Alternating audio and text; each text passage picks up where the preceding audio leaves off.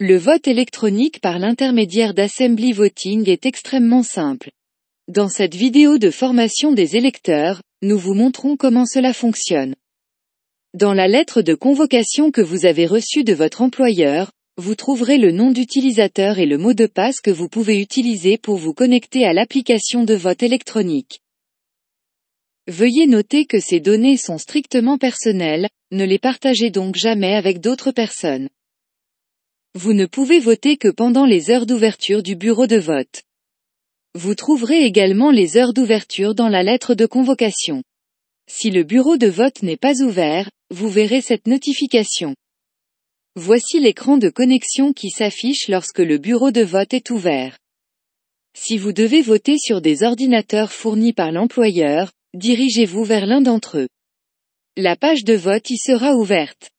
Êtes-vous autorisé à voter depuis votre poste de travail? Si c'est le cas, votre employeur vous aura fourni l'URL de la page de vote dans la lettre de convocation. Vous entrez ensuite votre nom d'utilisateur et votre mot de passe personnel. Si nécessaire, utilisez l'œillet pour vérifier que vous avez tout saisi correctement. Si vous avez introduit une combinaison erronée ou si vous avez déjà voté, vous recevrez un message d'erreur. Vous avez perdu votre lettre de convocation ou vous avez un problème informatique? Adressez-vous au président du bureau de vote. Puisque l'application de vote électronique est disponible en plusieurs langues, vous pouvez changer la langue en haut de page. Dès que vous êtes connecté, vous verrez apparaître un bulletin de vote numérique. Si vous souhaitez voter pour une liste, cochez la case située derrière le nom du syndicat. Si vous souhaitez exprimer un vote nominatif, ouvrez la liste. Puis cochez la case derrière les noms des candidats de votre choix. Les votes non valides ne sont pas autorisés. Si vous faites un choix non valide, vous recevrez un message d'erreur rouge avec des instructions sur la façon de faire un choix valide.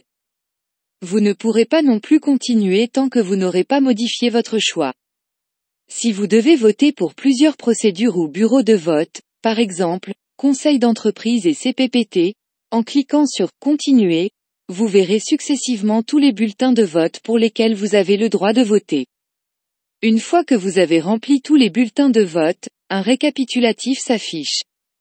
Voulez-vous changer quelque chose? Utilisez alors le bouton « Retour » pour revenir au bulletin de vote et modifier votre choix. Si tout est conforme à votre choix, vous devez encore soumettre vos votes finaux. N'oubliez pas de cliquer sur le bouton « Soumettre les votes » en bas de la page. Votre vote sera alors crypté et inséré dans l'urne numérique. Si tout s'est bien passé, vous recevrez une notification indiquant que le vote a été effectué correctement. Votre vote est devenu irrévocable et définitif. Vous ne pouvez plus vous connecter. Après 10 secondes, l'application retournera à l'écran d'accueil pour permettre au prochain électeur de voter. Pour des raisons de sécurité, la session expirera après 10 minutes. Si vous n'avez pas pu voter dans les 10 minutes, le système se déconnectera automatiquement. Dans ce cas, vous pourrez vous reconnecter. Vous avez des questions ou des problèmes? N'hésitez pas à consulter le président du bureau de vote. Bonne chance!